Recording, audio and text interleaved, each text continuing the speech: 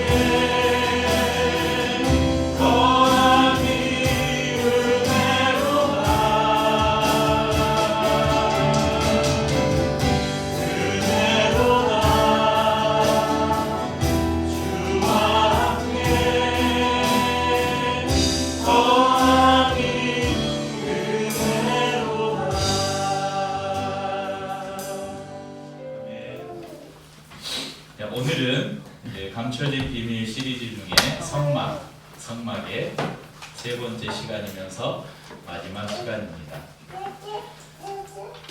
오늘 말씀을 나누고 이제 식사한 다음에 성막 골든벨까지 우리가 마치면 아마 성막에 대한 깊은 이해를 여러분들이 다 가질 수 있으리라 믿습니다.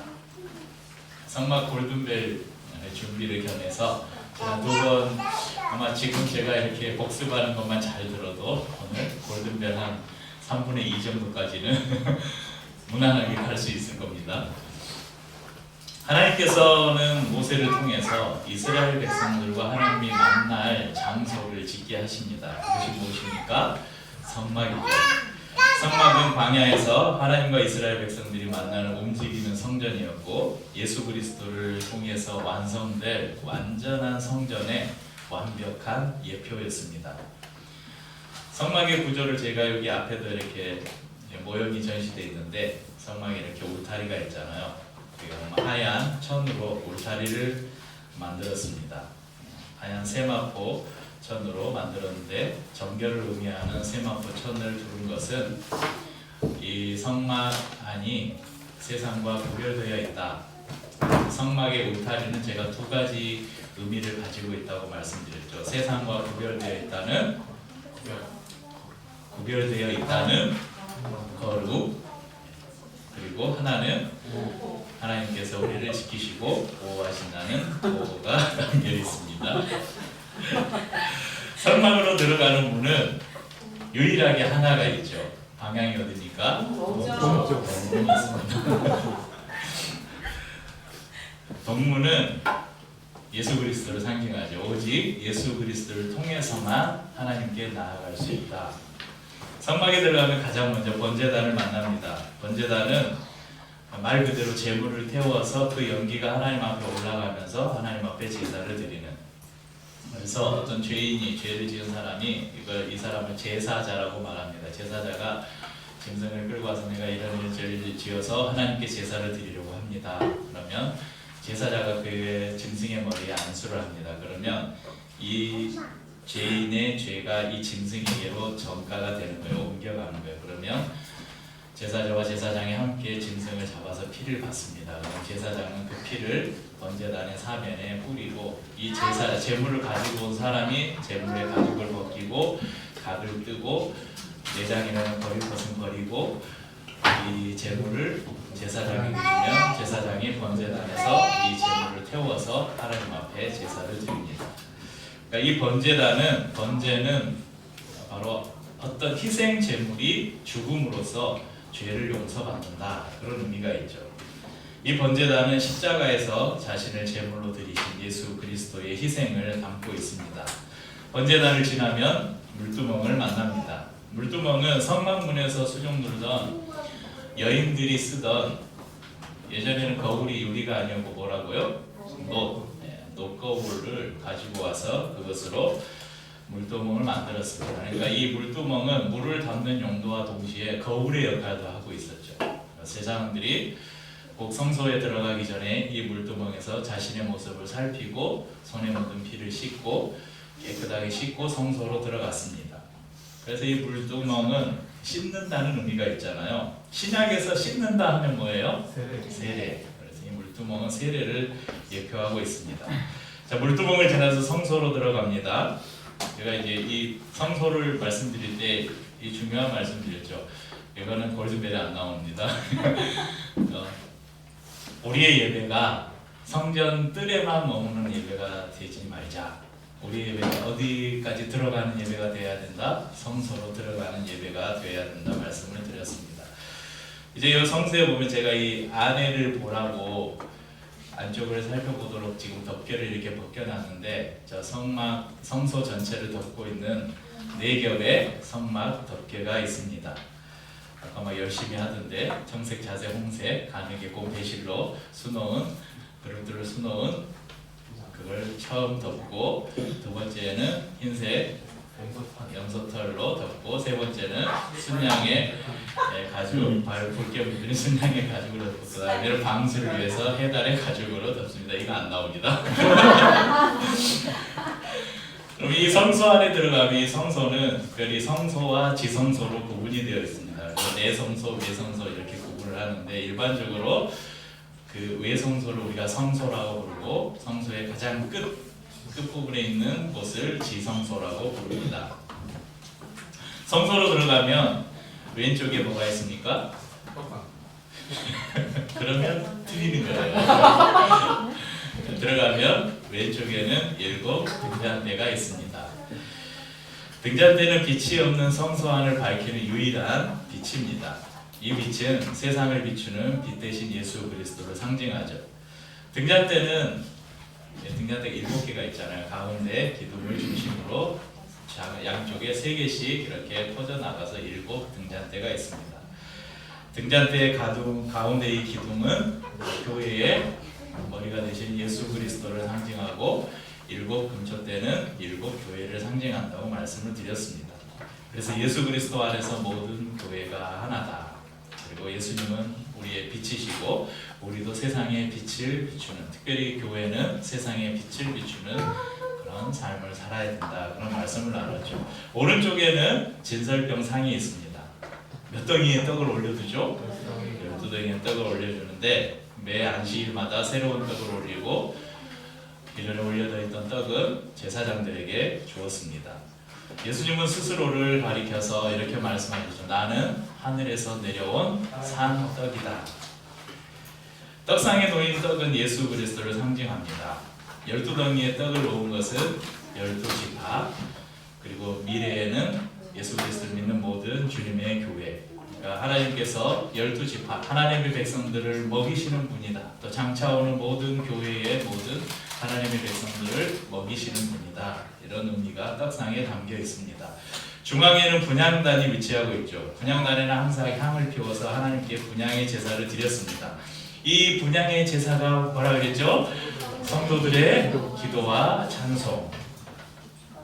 분향단 역시 4기둥에 뿔을 만들었습니다. 번제단과 마찬가지로 번제단을 나눌 때도 말씀드린 것처럼 이 번제단의 뿔은 능력을 상징한다고 말씀을 드렸습니다. 성도들의 기도와 찬송이 능력이 있다. 이런 말씀을 지난 시간에 여기까지를 저희가 나눴습니다.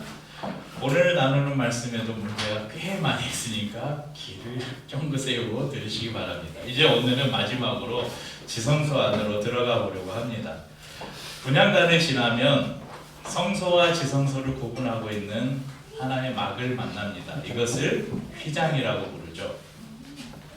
출애굽기 26장 31절 33절 보면 너는 청색, 자색, 홍색실과 가늘게 꼰 배실로 짜서 휘장을 만들고 그 위에 그룹들을 정교하게 수놓아서 금갈고리를 4기둥 위에 늘어뜨리되 그 4기둥을 조각목으로 만들고 금으로 싸서 4은 받침 위에 둘지며 그 휘장을 갈고리 아래에 늘어뜨린 후에 증거계를 그 휘장 안에 들여놓으라. 그 휘장이 너희를 위하여 성소와 지성소를 구분하리라. 그러니까 이 휘장의 역할은 성소와 지성소를 구분하는 역할을 했습니다.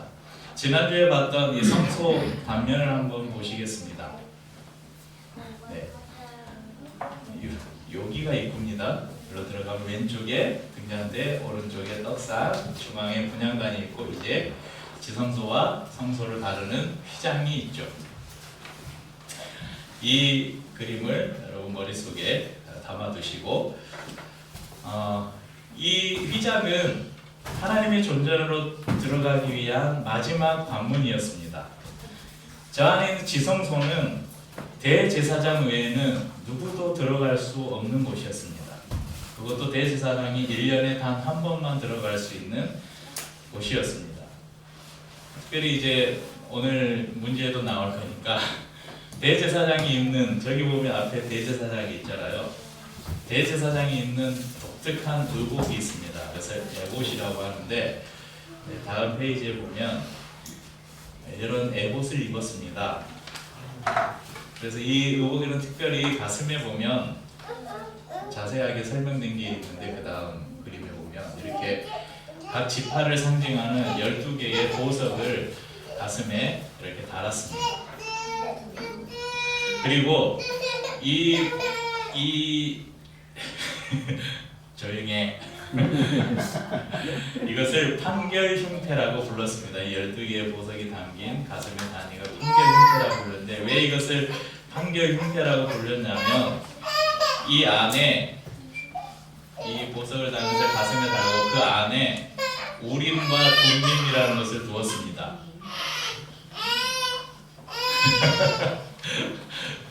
우림과 둠밈. 네. 근데 이 우림과 둠밈에 대해서는 성경에 기록이 없어요. 그래서 이게 어떻게 어떤 모양인지 어떻게 만들어졌는지. 근데 말을 이제 성경의 학자들이 이야기하기는 마치 그 바둑돌 있잖아요. 바둑돌의 흑백 바둑돌처럼 한쪽에는 우림은 빛을 의미하고 둠밈은 완전함을 의미하는데 이것을 대제사장이 가슴에 넣고 하나님께 어떤 중요한 일들을 물을 때 아니면 어떤 재판을 해야 될 때 하나님 예를 들어서 블레셋이 침공했어요. 하나님 우리가 나가서 저들과 싸워야 됩니까? 그러면 하나님께 기도하고 하나는 예를 의미하는 거고 하나는 노를 의미하는 그것으로 하나님의 음성을 듣고 어떤 판결을 하는 그런 우림과 둠밈이 저 판결 흉패 안에 들어있었다. 출애굽기 28장 30절에 보면 이런 말씀이 있어요. 너는 우림과 둠밈을 판결 흉패 안에 넣어 아론이 여호와 앞에 들어갈 때 그의 가슴에 붙이게 하라. 아론은 여호와 앞에서 이스라엘 자손의 흉패를 항상 그의 가슴에 붙일지니라. 자, 판결 흉패를 말합니다. 아론은 최초의 대제사장이죠. 대제사장의 의복에 또 한 가지 독특한 점이 있는데 이 에봇의 끝에 청색, 자색, 홍색 실로 이렇게 성류 모양을 만들고 금색 방울을 이렇게 번갈아 달았어요. 그래서 제사장이 이렇게 움직이면 무슨 소리가 났을까요? 방울 소리가 나죠.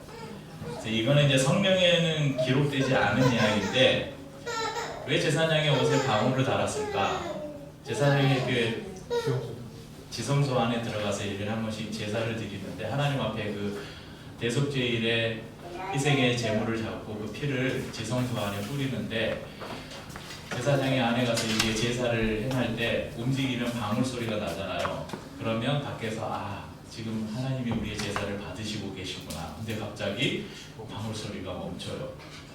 아무 소리도 나지 않아요. 혹시 대제사장이 자신에게 어떤 문제가 있거나 자신을 정결하게 하지 않고 제사를 드렸거나 아니면 하나님께서 이스라엘 백성들의 그 속죄의 제사를 받지 않으셨을 때 대제사장이 지성소에 들어갔다가 죽을 수도 있다는 거예요. 방울 소리가 나지 않아요. 그러면 어떻게 해요? 그래서 대제사장은 지성소에 들어갈 때 허리에 끈을 묶고 들어갔다는 전설이 있습니다. 성경에는 기록되지 않고 전승에 의하면 유대 전승에 의하면 그래서 만약에 제사를 드리다가 방울 소리가 나지 않으면 줄을 이렇게 당겨서 대제사장을 끌어냈다는 그런 전승이 전해진다고 합니다. 오직 대제사장이 유일하게 들어갈 수 있는 이 지성소에 누구나 들어갈 수 있는 길이 열렸습니다. 이것을 성경은 이렇게 증언하고 있습니다. 마태복음 27장 51절 함께 읽죠. 이에 성소 휘장이 위에서부터 아래까지 찢어져 둘이 되고. 자, 이 말씀은 예수님께서 십자가에서 운명하는 직후에 일어난 일입니다. 여기서 말하는 성소는 이 성전은 헤롯 성전을 말해요. 여러분 전에 말씀드린 것처럼 이 헤롯 성전은 스룹바벨 성전을 재건한 성전이라고 말씀드렸죠. 46년 동안.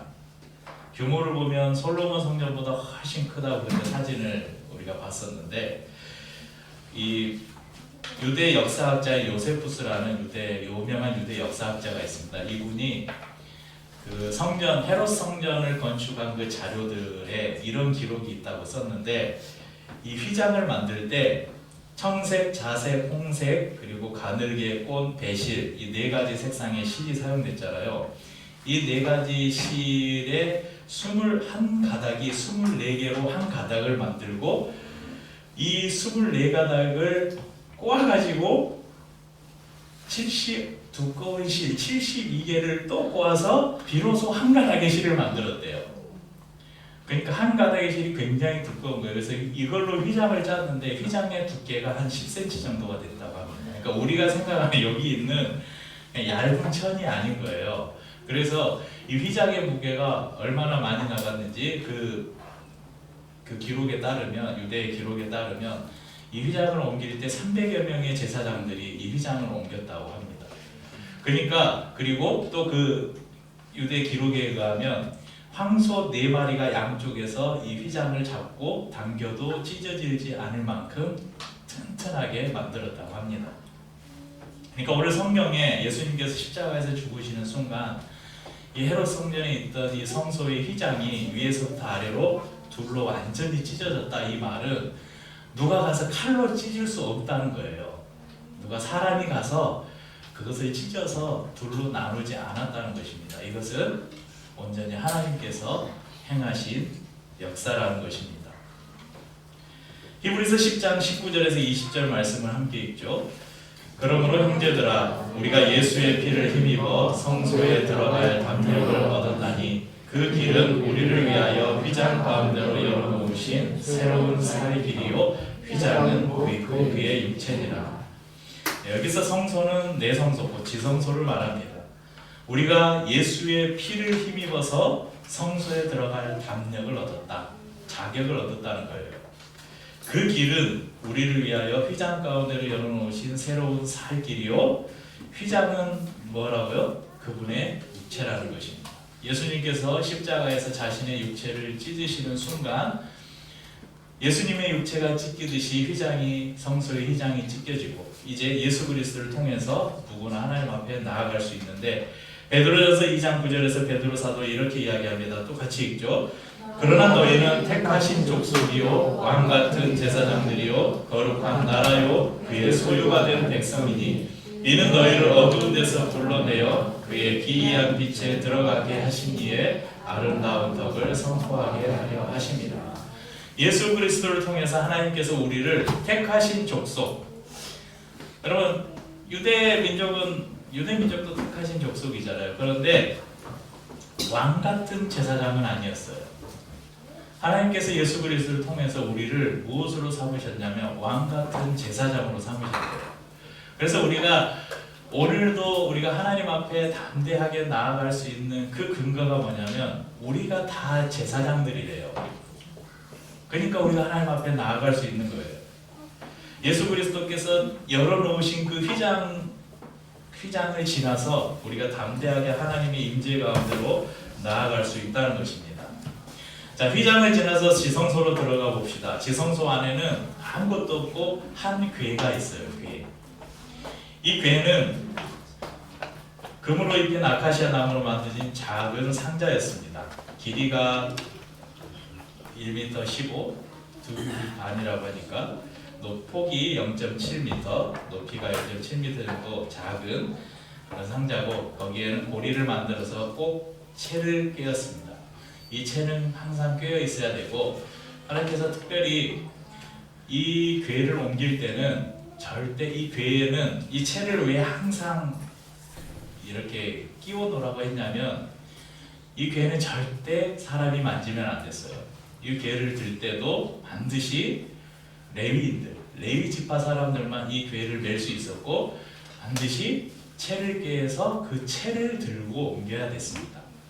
그래서 예전에 그 다윗이 하나님의 법궤를 아비나답의 집에서 이렇게 옮기다가 그때 채를 꿰서 레위 지파가 들어야 되는데 어디에다 실었어요? 소가 끄는 수레에다 싣고 오다가 소가 놀래서 뛰니까 법궤가 흔들리니까 우사가 떨어지면 안 되니까 법궤에 손을 댔다가 그 자리에서 죽었다는 성경의 이야기가 있습니다. 왜냐하면 이 율법을 어겼기 때문에, 이 명령. 법궤는 이렇게 고리를 깨서 들었고, 그 법궤 위에는 저 뚜껑이 있는데 저 뚜껑이 굉장히 중요해요. 저 천사들이에요. 천사들. 그룹이라고 하는데, 그룹이 두 천사가 날개를 펴서 서로의 날개를 잇대고 있고, 그룹들은 아래를 바라보고 있습니다. 이 궤는 이스라엘 가운데 하나님이 거하시는 주님의 보좌를 상징합니다. 이 궤 안에 율법의 상징인 십계명 두 돌판을 넣어두라고 하셨죠. 그래서 율법의 관점에서 이 궤를 부를 때는 법궤라고 이야기합니다. 그런데 또 하나님께서 자신의 아들 예수 그리스도에 대해서 이 법궤를 통해서 증거하신다, 이 교회를 통해서 증거하신다는 관점에서 증거궤라고도 부릅니다.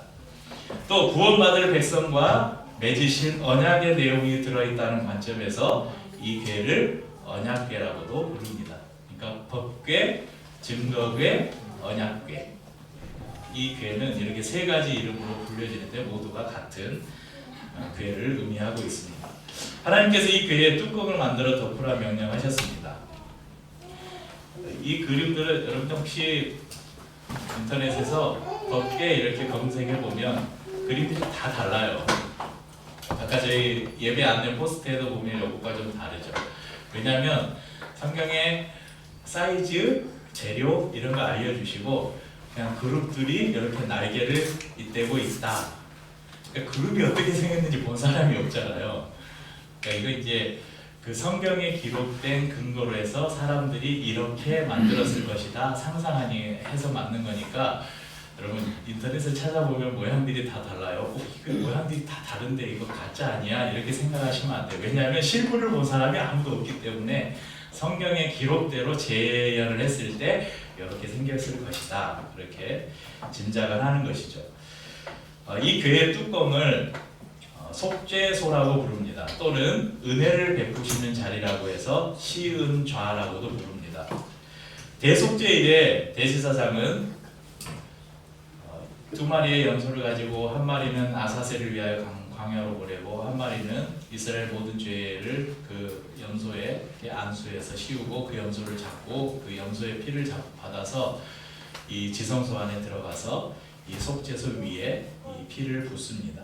그러면 하나님의 그 영광의 구름이 그 성소 위에 가득 차는, 그러면 이스라엘 백성들이 모두 그 광경을 보고 야, 하나님께서 우리의 모든 죄를 용서하셨구나. 그래서 감사의 제사를 드리는 것입니다. 하나님께서 은혜를 베푸시는 곳, 죽을 수밖에 없는 인생을 만나주시는 곳, 우리의 모든 죄를 용서해 주시는 곳, 그곳이 바로 속죄소입니다. 이 속죄소는 우리의 모든 죄를 용서해 주시는, 그리고 우리에게 은혜를 주시는 예수 그리스도를 상징합니다.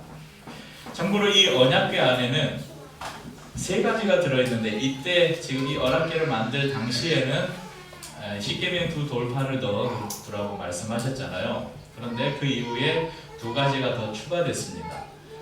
만나를 담은 항아리, 그리고 아론의 쌍난 지팡이가 들어있습니다. 하나님께서 그분의 임재의 상징인 이 하나님의 법궤에 뭔가를 넣어두라고 하셨다는 것은 이것이 굉장히 중요한 의미를 가지고 있는 거겠잖아요. 자, 십계명 두 돌판을 넣어두라고 하셨습니다. 왜 넣어두라고 하셨는가? 두 돌판은 율법의 상징이잖아요. 십계명 하면 이스라엘에게 주신 하나님의 법의 상징입니다. 그런데 이 두 돌판은 처음 주신 게 아니에요. 처음 시내산에서 하나님께서 이렇게 돌판을 확 깎아가지고 거기에 십계명, 너는 나 외에 다른 신들을 내게 지키고 하지 마. 그래갖고 깎아서 모세가 그 돌판을 들고 딱 내려왔는데 이스라엘 백성들이 막 금송아지 만들어 놓고 막 거기서 이게 하나님이다 하고 막 우상 숭배하고 있으니까 모세가 열받아가지고 야, 이거 큰일이다, 이래 가지면 안 되겠다, 우리 다 죽을지도 모른다 해서 막 그 이스라엘 백성 나무를 하면서 그 돌판을 너무 분노가 일어가지고 하나님이 주신 그 돌판을 던져서 깨뜨려 버리죠. 그 돌판을 다 갈아가지고 이스라엘 백성들에게 다 마시게 합니다. 그리고 이제 하나님 앞에 용서의 기도를 드리고 모세가 다시 올라가요. 그래서 다시 올라가서 하나님께서 두 번째 만들어 주신 돌판입니다. 이 돌판은 이스라엘이 하나님 앞에 범했던 우상 숭배를 떠올리게 하는 동시에 이스라엘 백성들을 다시 용서하시고 회복하신다는 의미가 담겨 있습니다.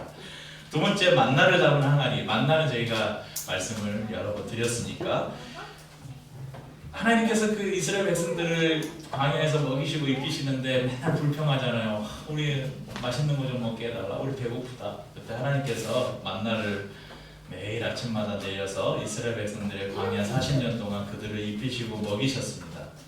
만나 역시 하나님이 주신 은혜를 잊어버리고 늘 불평하고 하나님을 대적하는 이스라엘 백성들의 그 불순종을 상징함과 동시에 그럼에도 그들을 먹이시고 입히신 하나님의 은혜를 상징합니다. 세 번째는 아론의 쌍난 지팡이가 들어있는데 아마 이 아론의 쌍난 지팡이는 좀 생소하실 것 같아서 설명을 좀 드리겠습니다. 이 이야기는 민수기 16장, 17장에 기록되어 있는 이야기인데요. 이 레위 자손 중에 이 고라라는 사람이 있습니다. 고라. 이 고라당의 반역 사건이라고 하는데 레위 후손 중에 고라와 르우벤 자손 중에 르우벤 자손인 가단과 아비람, 벨렛의 아들인 온이 당을 지어요. 그러니까 무리를 지어서 여기서 동조하는 당시 이스라엘의 약간 좀 유력한 지도자들 250명과 함께 모여서 모세와 아론을 대적합니다. 한마디로 말하면 야 모세, 아론, 우리도 레위 똑같은 레위 지파인데 왜 너만 대장로로 돼야 돼? 왜 우리는 안 돼? 이런 거예요. 어떻게 되겠습니까? 하나님께서 세우신 리더십에 대적했던 그들을 하나님께서 벌하십니다. 고라와 다단과 아비람의 모든 가족들을 장막 앞에 서게 하고 땅이 갈라져서 지진이 난 거예요. 땅이 갈라져서 그 모든 가족들을 집어삼켰습니다. 그리고 하나님께로부터 불이 나와서 그 당을 짓고 따랐던 250명의 사람들을 불살라 죽였습니다. 다음 날에 오히려 그러니까 모세와 아론을 대적했던 사람들을 하나님께서 벌하신 게 당연하잖아요. 그런데 백성들은 어떻게 저 사람들을 다 죽일 수 있냐고 또 모세와 아론에게 대적하는 거예요. 그때 하나님께서 백성 중에 연병을 보내서 그날에 민수기 16장 49절에 보면 이 고라의 일로 죽은 자 외에, 그러니까 아까 고라와 그의 다단과 아비람의 가족들 말고 250명이 불살라 죽임을 당하고 그 사람들 외에 죽은 사람이 14,700명이었다. 성경에 기록하고 있습니다. 이 사건이 이게 고라당의 반역 사건인데 이 사건이 있은 후에 하나님께서는 아마 그런 생각을 하셨던 것 같아요. 아론의 권위를 확실히 세울 필요가 있다. 대제사장으로서의 아론의 권위를 세울 필요가 있다. 그래서 각 가문을 따라서 지팡이를 하나씩 깎아와라. 그래 지팡이에다가 이름을 써라. 레위 지파는 아론의 이름을 써라. 그래서 그 지팡이를 지금 이 지성소 안에 하나님의 법궤 앞에 12개를 딱 놓습니다. 내가 이 죽은 나무, 이 죽은 지팡이에서 내가 싹이 나게 하겠다. 그 싹이 난 지팡이에 사람이 내가 세운 사람이다. 자, 다음 날 모세가 이 지성소 안에 들어가 봤습니다. 누구의 지팡이에서 싹이 났을까요? 그렇죠. 민수기 17장 8절 읽어보시죠. 이튿날 모세가 증거의 장막에 들어가 본즉 레위 집을 위하여 낸 아론의 지팡이에 눈이 돋고 순이 나고 꽃이 피어서 살구 열매가 열렸더라. 이 역시 하나님의 리더십, 하나님께서 세운 리더십을 대적한 이스라엘 백성들을 하나님은 징계하셨지만 그 가운데서도 이 아론에게 베푸신 아론을 통해서 하나님의 은혜가 계속해서 흘러갈 것이라는 것을 상징하고 있습니다. 그러니까 이 하나님의 법궤 안에 불순종과 은혜를 동시에 담고 있는 이 중요한 세 가지 사건을 기억나게 하는 것을 담아두신 거예요. 그리고 그 뚜껑을 덮고 거기에서 하나님께서 이스라엘 백성들의 죄를 용서해 주시는 것입니다. 속죄소 또는 시은자라고 불리는 이곳은 우리의 어떤 죄라도 용서하시고 덮어주시는 예수 그리스도의 구속의 은혜를 상징합니다. 히브리서 4장 14절 16절 말씀 같이 읽죠. 그러므로 우리에게 큰 대제사장이 계시니 승천하신 이 곧 하나님의 아들 예수시라. 우리가 믿는 도리를 굳게 잡을지어다. 그러므로 우리는 긍휼하심을 받고 때를 따라 돕는 은혜를 얻기 위하여 은혜의 보좌 앞에 담대히 나아갈 것입니다. 아멘. 자, 은혜의 보좌가 뭐예요? 시은좌예요. 은혜가 임하는 곳, 임하는 자리. 이 히브리서 기자는 우리에게 큰 대제사장이 있다. 그분이 우리를 위해서 새롭고 산 길을 열어놓으셨다. 그러므로 긍휼하심을 받고 때를 따라 돕는 은혜를 얻고 싶으면 예수 그리스도 우리의 대제사장 되시는 그분을 통해서 언제든지 은혜의 보좌 앞에 나아가라. 그 옛날 대제사장이 1년에 단 한 번만 들어갈 수 있었던 이 하나님의 은혜의 보좌 지성소에 예수 그리스도를 통해서 이제 우리는 언제든지 긍휼이 필요할 때, 돕는 은혜가 필요할 때 언제든지 우리는 그 보좌 앞으로 나아갈 수 있게 되었다는 것입니다. 이제 말씀을 맺겠습니다. 마지막으로 제가 그림을 하나 보여드릴 텐데, 제가 성경 설교를 준비하면서 여러 이제 사진들을 검색하고 하다가 요 사진을 하나 검색을 했어요. 이걸 어떤 책 표지인데, 네. 이게 오늘 지금까지 나눈 우리 설교를 가장 한 장의 그림으로 표현하고 있는 것 같아요. 이제 제목을 보시면 책 제목이 Shadows of the Cross, 십자가의 그림자들. 그리고 밑에 부제가 참 의미 있어요. Seeing Christ and His Church in the Tabernacle. 타버너클이 성막인데 성막 안에서 그리스도와 그분의 교회를 본다. 그러니까 성막 안에는 예수 그리스도 그리고 그분의 교회가 다 담겨 있다. 십자가가 비추는 저 그림 안에 저 번제단과 물두멍과 촛대와 떡상과 분향단과 이 지성관 안에 있는 언약궤, 이 모든 것은 곧 무엇의 그림자라고요? 십자가의 그림자라는 것입니다.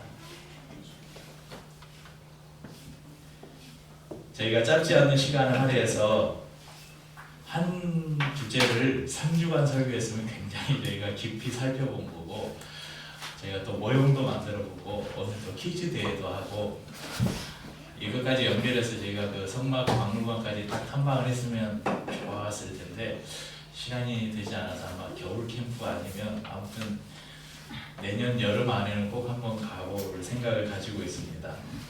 아마 그때 되면 실물을 딱 보면 똑같은 크기로 재현된 실물을 보면 이제 완전히 이제 머릿속에 딱 각인이 되리라고 생각합니다. 이렇게 많은 시간을 할애해서 우리가 성막을 살펴본 것은 이 성막을 통해서 아까 그 책 표지처럼 우리가 그리스도를 보고 그분의 몸된 교회를 분명하게 바라보고 그분을 더 사랑하기 위함입니다. 또 예수 그리스도를 통해서 날마다 하나님의 임재 앞으로 담대히 나아가기 원하는 마음으로 우리가 이 말씀을 살펴보았습니다. 모쪼록 우리의 구원자 되신 예수 그리스도를 통해서 늘 하나님의 임재 안에 머무시길 축복합니다. 늘 은혜의 보좌 앞에 머무는 삶을 사시기를 예수 그리스도 이름으로 축복합니다. 찬양하고 성찬을 나누겠습니다.